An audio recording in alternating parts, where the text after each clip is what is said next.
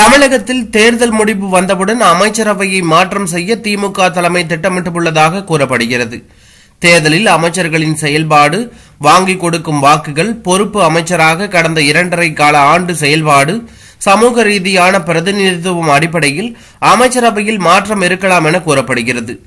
தேர்தலில் சிறப்பாக பணியாற்றியவர்களுக்கு முக்கிய துறைகளும் ஒதுக்கப்படலாம் என தற்போது தகவல் வெளியாகி பரபரப்பை ஏற்படுத்தியுள்ளது. இதுவரை கோவையில் தென்சென்னை தொகுதி பாஜக வேட்பாளரும் முன்னாள் ஆளுநரான தமிழிசை சவுந்தரராஜன் செய்தியாளர்களை சந்தித்தார். அப்போது பேசிய அவர், வாக்காளர் அடையாள அட்டை வைத்திருந்தும் கொத்து கொத்தாக வாக்குரிமை மறுக்கப்பட்டுள்ளது. பல லட்சம் வாக்குகள் விடுபட்டிருப்பது வேதனை அளிக்கிறது. தேர்தல் ஆணையம் கவனமாக இருந்திருக்கலாம்.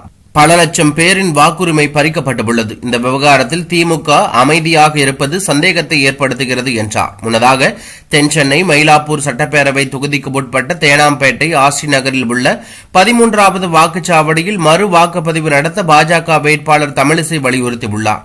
வாக்குப்பதிவின் போது 50 திமுகவினர் புகுந்து முகவர்களை அடித்து வெளியேற்றிவிட்டு கள்ள ஓட்டு போட முயற்சித்ததாக புகார் எழுந்ததை அடுத்து தமிழிசை இதை கூறியுள்ளார் என தகவல் வெளியாகி பரபரப்பை ஏற்படுத்தியுள்ளது.